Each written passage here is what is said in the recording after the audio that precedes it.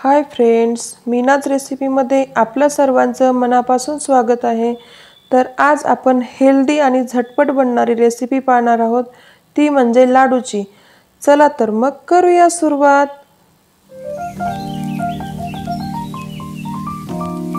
मी इथे एका पॅन मध्ये अर्धा कप पाणी आणि 1 कप साखर घेतलेली आहे। तर याचा आपल्याला बुरा साखर बनवून घ्यायची आहे। तर इथं अगोदर पाक बनवून घेऊया आणि पाक बनल्यानंतर अगोदर काय करायचं, एक तारी पाक बनला की आपल्याला याच्यामध्ये 1 चमचा तूप ॲड करायचं आहे, जेणेकरून बुरा साखर होण्यास आपल्याला मदत होते आणि सुटसुटीत होते आपली बुरा साखर। म्हणून 1 चमचा तूप वापरायचं आहे। हे ऑप्शनल नाही आहे, हे वापरावंच लागतं। तर मग बुरा साखर आपली छान होते। तुम्ही पाहू शकता आपली बुरा साखर तयार व्हायला सुरुवात झालेली आहे। तर कशी एकदम अशी या फॉर्ममध्ये ना व्हायला स्टार्ट झाली की आपण गॅस बंद करायचा आहे आणि ही आपली बुरा साखर रेडी झालेली आहे।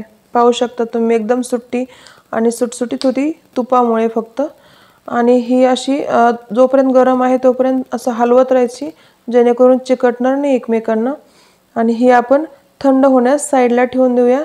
आणि ही जी याच्यामध्ये थोडे मोठे मोठे असतात चंक्स, याच्यासाठी आपल्याला थोडीशी मिक्सरमधून काढून घ्यायची आहे।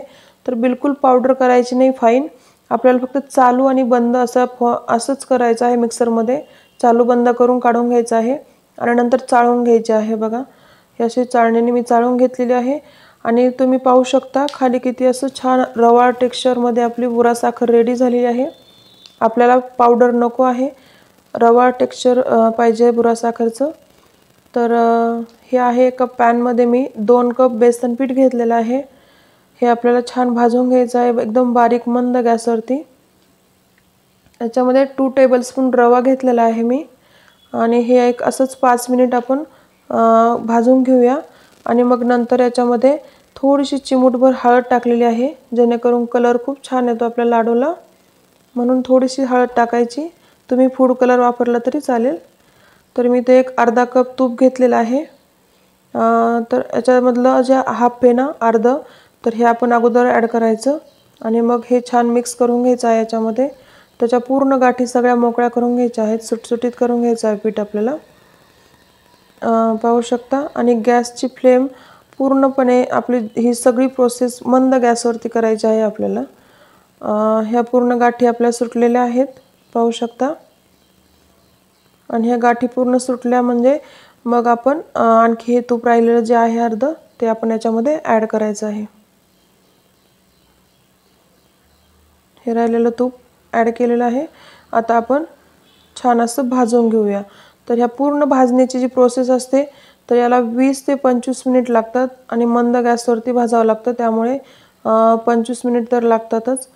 पाहू शकता तुम्ही, हे पूर्ण एकत्र करून घ्यायचं आणि छान असं भाजून घ्यायचं आहे। हे पहा, छान असं भाजलेलं आहे पीठ आपलं। आणि कंटिन्युअसली हलवत राहायचं आहे, बिलकुल याला सोडायचं नाही आहे। बघा, आपलं पूर्ण भाजून रेडी झालेलं आहे। पाहू शकता कलरही किती छान झालेला आहे आपला भाजलेल्या बेसन पिठाचा।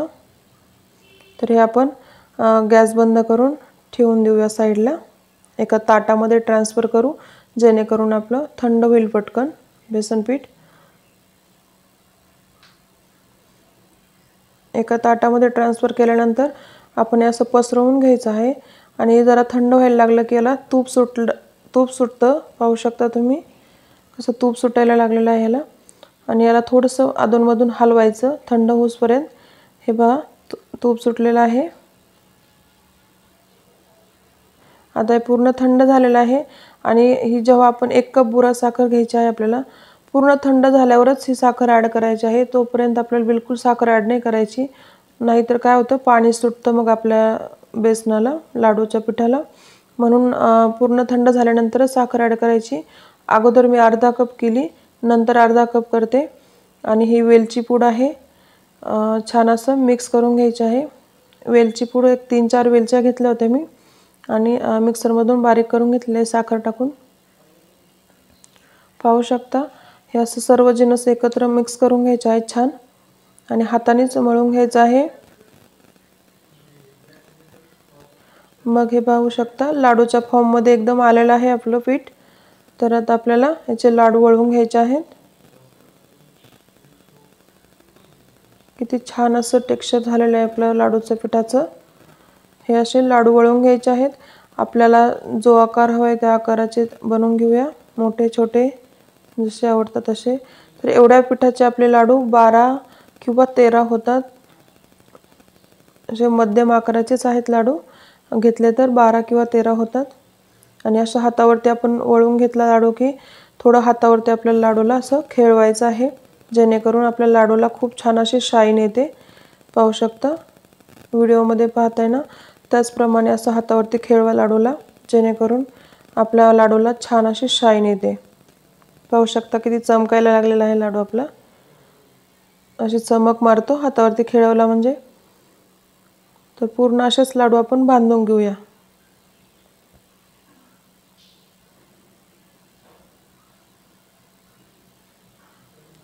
खूप छान होतात लाडू। आणि हे एक आपण 15 ते 20 दिवस आपण एका डब्यामध्ये ठेवू शकतो, बंद एअरटाईट कंटेनरमध्ये, आणि खाऊही शकतो। मुलांसाठी हेल्दी आहेत, मोठ्यांसाठीही हेल्दी आहेत। चला तर आपण प्लेटिंग करूया। तर इथं असे मी प्लेटिंग करत आहे, जी केळीच्या पानाची प्लेट आहे। पाहू शकता किती सुंदर दिसत आहेत आपले लाडू।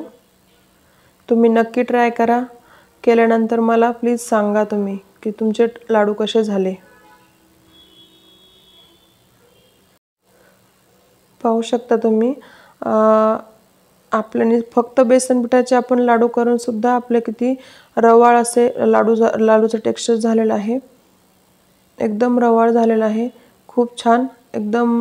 आणि काय होतं, बुरा साखर वापरली ना तर एकदम हलवाईसारखे जे लाडू बनतात हलवाईचे, सेम तसेच लाडू आपले बनले जातात। आणि शिवाय स्वस्तात मस्त घरच्या घरी। जर तुम्हाला ही रेसिपी आवडली असेल तर लाईक करा। अशाच नवनवीन रेसिपीसाठी मीनाज रेसिपी या चॅनलला सबस्क्राईब करा आणि शेजारचं बेल आयकॉन बटनही प्रेस करा, जेणेकरून मी जेव्हाही नवीन रेसिपी अपलोड करेल तेव्हा तुम्हाला नोटिफिकेशन येऊन जाईल। तर वेळात वेळ काढून रेसिपी पाहिल्याबद्दल धन्यवाद। भेटूया लवकरच नवीन एका रेसिपीसोबत। बाय।